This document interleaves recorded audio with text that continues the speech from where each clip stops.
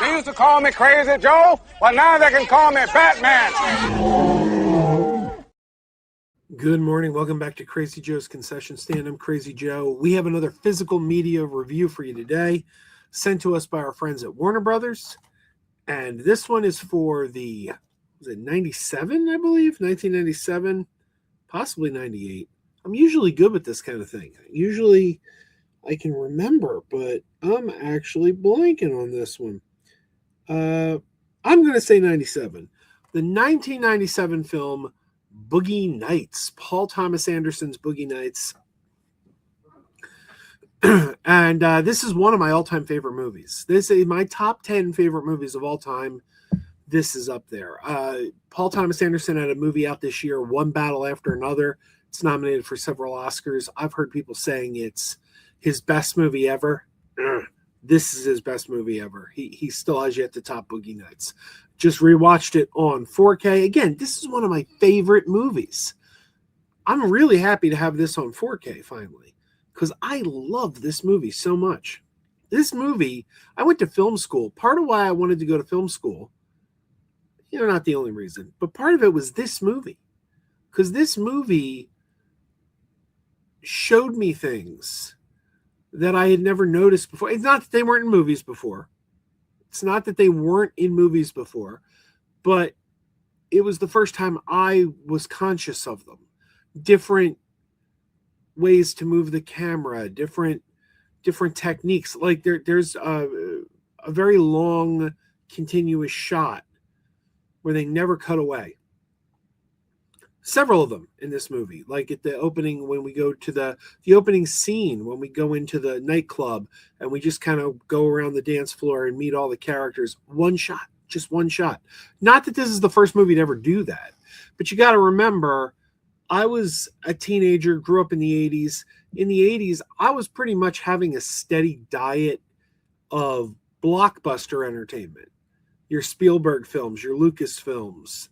No, Look, I'm wearing a Droid Builder shirt. That stuff's still near and dear to my heart. But I wasn't really delving into the more, I don't want to sound pretentious, but quote unquote serious cinema. So when I kind of got to my teenage years and something like Boogie Nights came out, even though this movie wasn't breaking new ground, it wasn't doing stuff that hadn't been done before, it was the first I saw it. And I was going, wow, look at the filmmaking on display here. Look at the choices, the camera, the way he's shooting these takes. These one long continuous shots. This is really cool stuff. This movie kind of made me want to be a filmmaker. Obviously, today I'm not a filmmaker. This stuff on YouTube, this is the closest I get to filmmaking. So obviously, no, nothing came of this. But I went to film school, in part because of movies like Boogie Nights. All right, let's talk about the disc.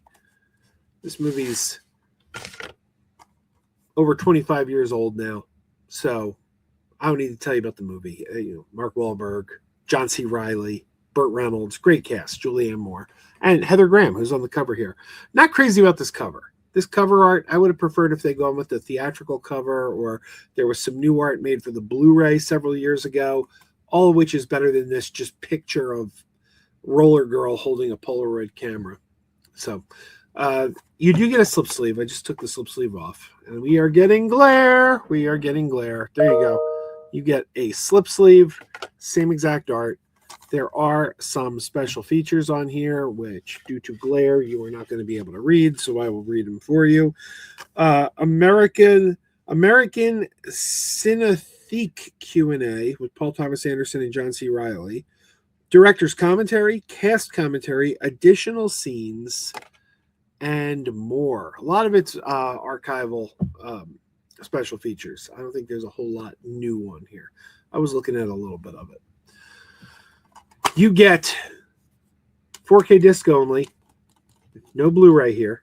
Does come with a digital code, which I've already redeemed. Redeems in 4K quality.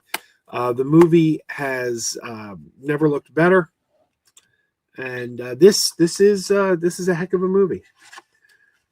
Now, we talk a lot about these days about runtime. People act like runtime. They'll see a movie's only 2 hours long. They'll go, oh, it's not going to be good. It's not long enough. Now that's pretentious. That's pretentious. Length doesn't make a movie good. I always say a movie should only be as long as as the story requires.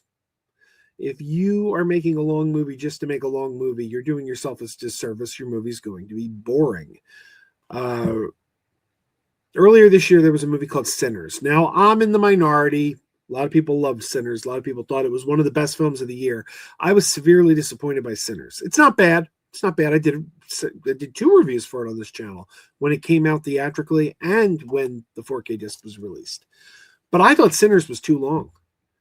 I thought they needed to tighten up that first hour. They needed to tighten that up. And when I say that, people are like, there's nothing wrong with long movies. You can have long movies. Yes, you can have long movies. This movie's 2.5 hours long, and you don't feel it. You don't feel it. This movie moves along at a brisk pace. This movie had enough story to fill its runtime. And then Paul Thomas Anderson followed this up with a movie called Magnolia that's about 3 hours long. Again, you don't feel that time. That movie is exactly the right length of time, whereas Sinners felt long.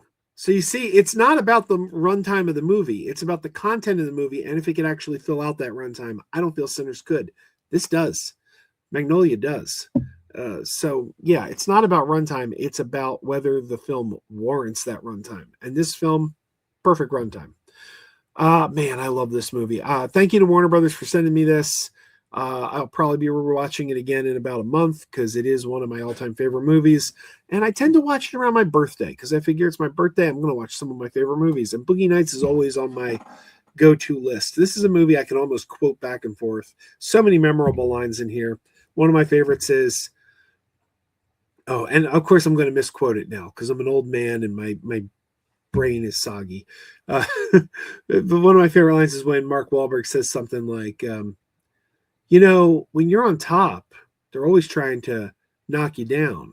Like, look at Napoleon when he was king. And that was all the way back in the Roman Empire. I love that line. All right, everyone, check it out. Boogie Nights, finally on 4K. One of, if you ask me, one of the greatest movies ever made. One of the 10 greatest movies ever made, I think. People will disagree, but that's my take. All right, everyone, keep wearing those pajamas. Keep wearing those pajamas with the plastic feet. Keep wearing those pajamas. Tell everyone you meet. Keep wearing those pajamas with the back door flap. Keep wearing those pajamas. Don't open it, it's a trap. Oh no, it's a trap. Some people call them PJs. Some people call them jammies. They can come embroidered with big money and no whammies. They can have 100 tiny commander pajamas, but no matter how they look, just keep on wearing those pajamas. Keep wearing those pajamas. I know we're having fun. Keep wearing those pajamas. And now the song is done.